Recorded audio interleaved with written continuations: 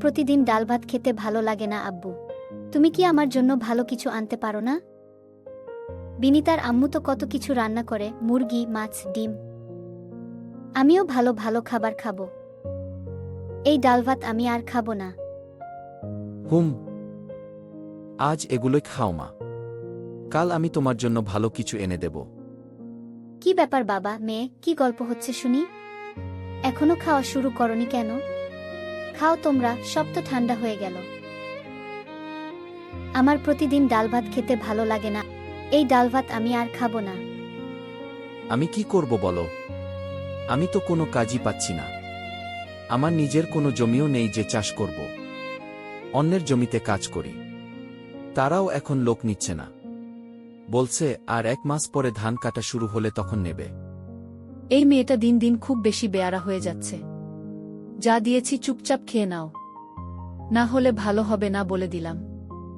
আরও বলে এগুলো খাবে না।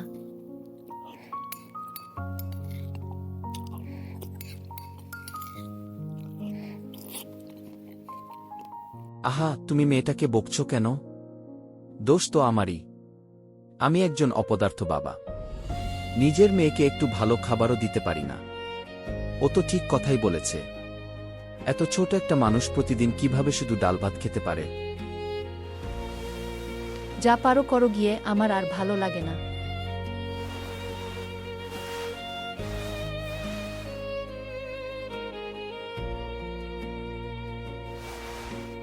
আব্বু, আব্বু, আমি ডাল ভাত খাবো।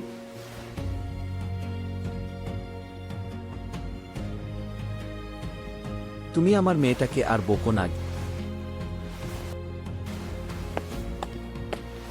আমি তো ওকে বকতে চাই না, আর তোমার কষ্ট আর দেখতে পারছি না।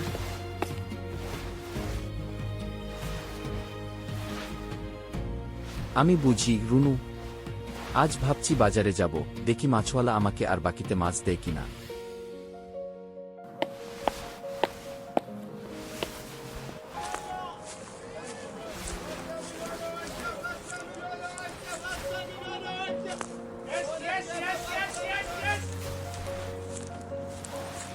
কি জানি, মাছওয়ালা কি আমাকে আর বাকিতে মাছ দেবে? আগের পয়সাটা তো এখনো দিতে পারি নাই। দেখি কি বলে। এই যে মিজান ভাই, কেমন আছো? আসলে ভাই, আমার একটু মাছ লাগবে। মেয়েটা আমার মাছ খেতে চেয়েছে। আমি পরে তোমাকে সব টাকা দিয়ে দেব। আরে তুমি আজ এসেছো, তোমার তো কোনো দেখা নাই তো নাই, কি মনে কর তুমি? আমার মাছ আকাশ থেকে পড়ে তোমাদের এমনি দিয়ে দেব? আমার ও তো সংসার চালাতে হয়। এত কষ্ট করে এই সব তাজা মাছ আনছি, আমি এমনি দেবার জন্য না। যাও যাও, আগে আগের টাকা দাও, তারপর বাকিতে মাছ নেবে। আমি আর এই মুখ নিয়ে বাড়ি যাব না। আমার মেয়েটা কত কষ্ট পাবে যদি মাছ না পায়, আর রুনু তো কখনো মুখ খুলবে না। আমি আর এই কষ্ট দেখব না। আমি বাড়ি যাব না। আমি না থাকলে কেউ না কেউ ওদের সাহায্য করবে। আরে এই ঘর সন্ধ্যাবেলায় কে এমনভাবে বসে কথা বলে? এই জঙ্গলে তো কেউ কখনো আসে না। যদি ওখানে কেউ থাকে, তাহলে আমি শান্তিতে ঘুমাতেই পারবো না। ব্যাপারটা তো একবার দেখে নিতে হবে। দেখি এই লোকটার কোনো উদ্দেশ্য আছে কিনা। একটা পরীক্ষায় বুঝে নেব দেখি। এই যে বাবা, আমি এই জঙ্গলের রাস্তা হারিয়ে ফেলেছি। তুমি কি আমাকে একটু পথ দেখিয়ে দিতে পারবে? মনে হয় তোমার অনেক কষ্ট আছে। তুমি চাইলে আমাকে বলতে পারো। এই তো একটু আমি শুনলাম, আর কি? মাফ করবেন বুড়িমা, আমি অনেক কষ্টে আছি, তাই আপনার কথা ভালোভাবে বুঝতে দেরি হয়েছে। আসুন, আমি আপনাকে পথ দেখিয়ে দিচ্ছি। আপনাকে পথ দেখিয়ে আমি আবার এখানে ফিরে আসব। কিছু মনে করো না বাবা। তোমার এমন কি কষ্ট যে তুমি এখানে এসে পড়েছ? জানো না, এই জঙ্গল ভালো না। তোমার খুব বড় ক্ষতি হতে পারে। শুনেছি এখানে মানুষকেও মেরে ফেলা হয়। আমি মৃত্যুর ভয় পাই না।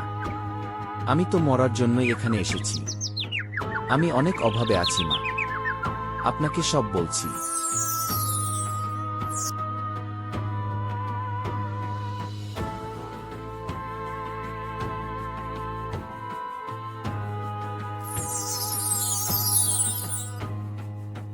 ও, তাহলে এই ব্যাপার। শোনো, আমি তোমাকে একটা গাছ দিচ্ছি। এটা নিয়ে তুমি তোমার বাড়ির উঠোনে রোপণ করবে।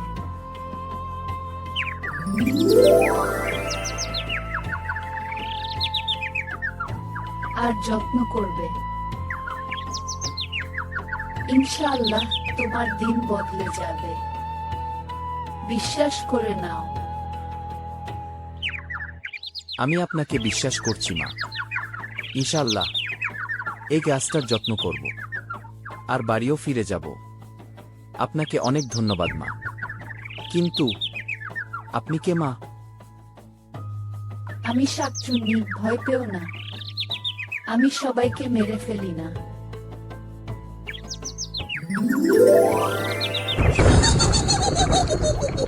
কিন্তু যারা লোভী আর স্বার্থপর, তাদেরই শাস্তি দিই। এই তো তোমার সাহায্য করলাম। যাও, বাড়ি ফিরে যাও। মা আর তোমার মেয়েকে তোমার জন্য অপেক্ষা করছে। বুড়িমা শাকচুন্নি হলেও অনেক ভালো, কিন্তু আমি এখন রুনু আর রিমিকে কি বলবো? ওরা তো অবাক হবে। আব্বু, আব্বু, তুমি কোথায় গিয়েছিলে? এত দেরি হলো কেন তোমার? আমার জন্য মাছ আনোনি? তোমার হাতে ওটা কি আব্বু? গাছের চারা রোপণ করব আমরা।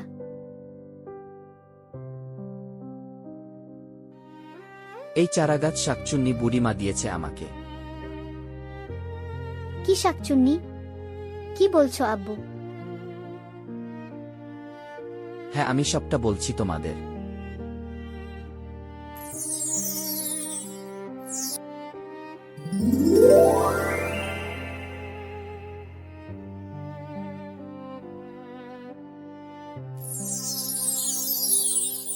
বুড়িমা শাকচুন্নি হলেও অনেক ভালো। চলো আব্বু, আমরা এই চারাগাছ রোপণ করি। আমিও যত্ন করব।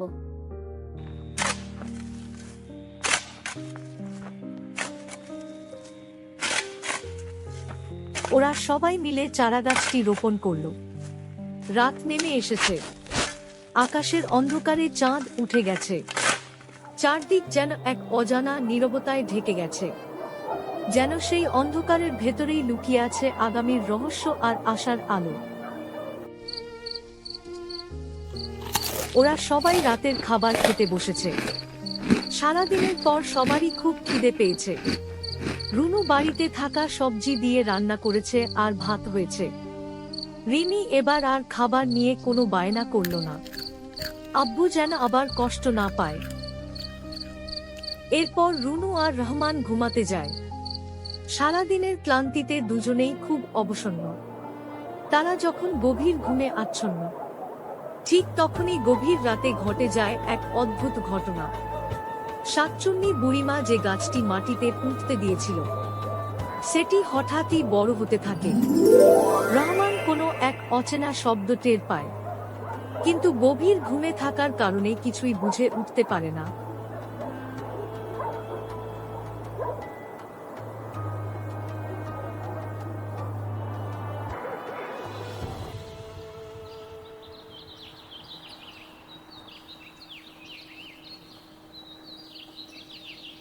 পরদিন সকালে রুনু ঘুম থেকে ওঠে। বাড়ি পরিষ্কার করার জন্য হাতে ঝাড়ু নিয়ে বাইরে বের হয়। উঠোনে পা দিতেই সে অবাক হয়ে দেখে একটা বিশাল গাছ দাঁড়িয়ে আছে, আর সেই গাছ জুড়ে ঝুলছে অসংখ্য মাছ। রুনু হতবাক হয়ে যায়।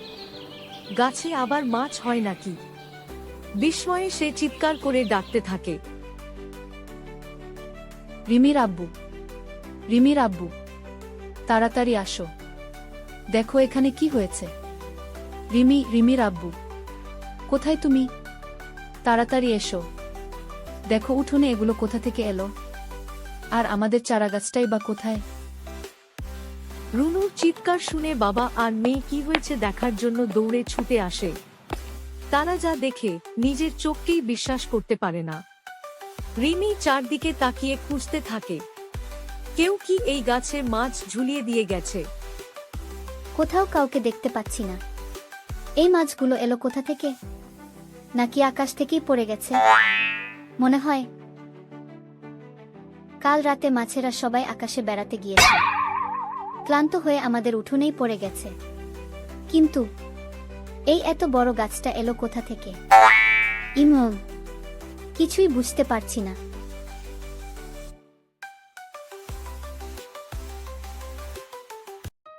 আরে তোমরা বুঝতে পারছো না, এটা যে বুড়িমার জাদুর গাছ। আমায় এভাবে বুড়িমা সাহায্য করল, সবই আল্লাহর দয়া। রুনু, তুমি তাড়াতাড়ি মাছ তুলে দাও, আমি বাজারে যাই। এগুলো বিক্রি করে আমরা অনেক বড়লোক হয়ে যাব। তাড়াতাড়ি করো। আস্তে, দেখো তুমি এত লোভ করো না। আমরা ভালোভাবে পেট ভরে খেতে পারলেই খুশি।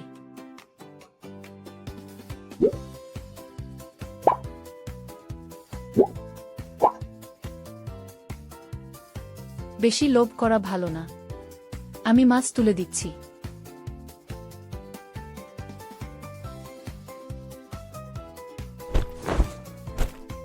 তুমি আগে আমাদের যত ঋণ আছে তা শোধ করবে, তারপর বাজার করবে, আর আমরা অন্যদেরও সাহায্য করব।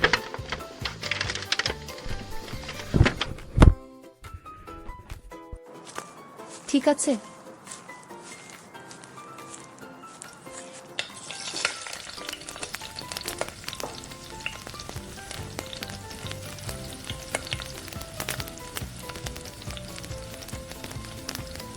রুনু এখন অনেক খুশি। সে এখন মজার মজার খাবার রান্না করছে, তার স্বামী আর রিমিকে খেতে দিচ্ছে। ওরা সবাই একসাথে সাহায্য করছে। এইভাবে তারা সবাই আনন্দে ও সুখে কাটাচ্ছে তাদের সময়।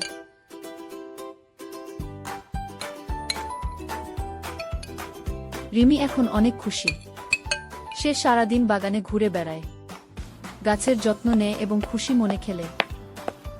ধৈর্য ধরলে এবং মানুষকে সাহায্য করলে একদিন ঠিকই সুখের দিন আসে। তারা এখন অনেক বড়লোক হয়ে গেছে।